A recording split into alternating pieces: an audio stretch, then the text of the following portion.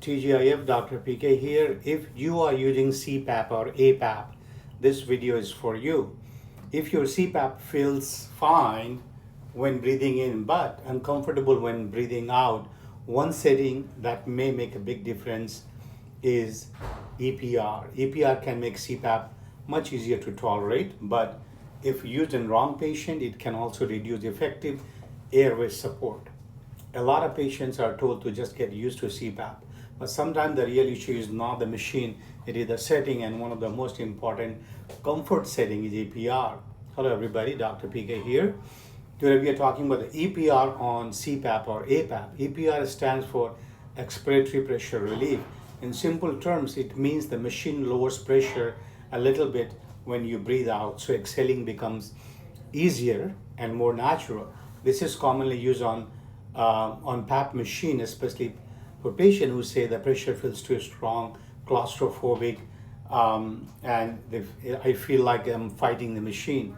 So EPR is mainly a comfort feature, but comfort matters, but treatment effectiveness also matters. Because if EPR lowers the expiratory pressure too much, some patient may feel better, but the airway may not stay open as well. What does EPR do on CPAP and APAP? On CPAP, the machine usually gives one constant pressure. So when EPR is turned on, the pressure drops slightly during exhalation and then returns to treatment pressure during inhalation. On APAP, the machine automatically changes pressure during night based on airway behavior and flow limitation. EPR still lowers pressure during exhalation, but machine continues adjusting overall pressure as needed. So EPR does not replace treatment pressure, it simply makes exhalation easier.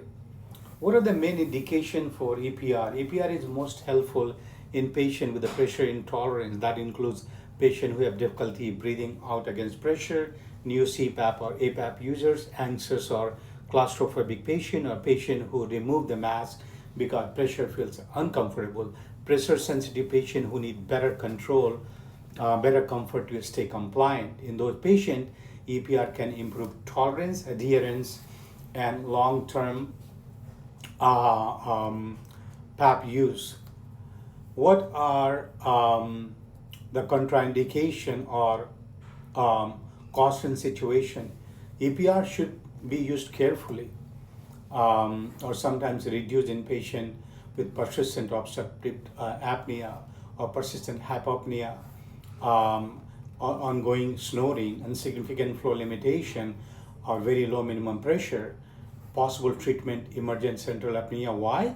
Because EPR lowering pressure during exhalation, but some patient, this is also causing lowering of minimum pressure to keep the airway open. So if the airway is still collapsing, too much EPR can work against you. I mean, after all, the purpose is to keep the airway open, but that cannot be compromised for comfort. What compliance data help decide EPR adjustment? And this is where the PAP data becomes more useful. Residual AHI by type. Look at the obstructive sleep apnea index, central apnea index, hypopnea index. If obstructive events are still high, EPR may be too strong or minimum pressure may be too low. And if central events are happening, then settings need careful review. Flow limitation. Persistent flow limitation suggests airway is still partially narrowing. That means that patient needs more airway support,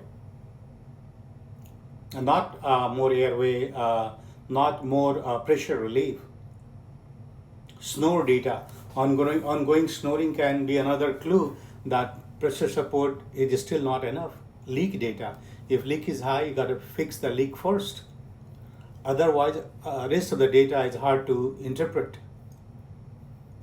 Pressure profile. If the machine keeps needing to climb much higher than the minimum pressure, that may mean the minimum pressure is too low for the amount of EPR being used. If the patient uses PAP only for a short time and says, I can't breathe out, EPR may need help.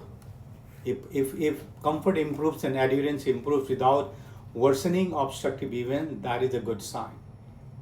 So bottom line is the EPR is very useful comfort setting on CPAP and APAP, it is best for difficult exhalation, pressure intolerance, new PAP users, anxious claustrophobic patient, poor compliance due to pressure discomfort. It should be used cautiously if obstructive events remain high, snoring or flow limitation persist, minimum pressure is too low, central events start appearing. So the goal is simple: use enough EPR to improve comfort, but not so much that airway support becomes too weak. If you found this video helpful, subscribe, like, repost it, and share with someone who is using CPAP and APAP. I'm Dr. PK. I'll see you in the next video. Thank you for watching. Have a great weekend.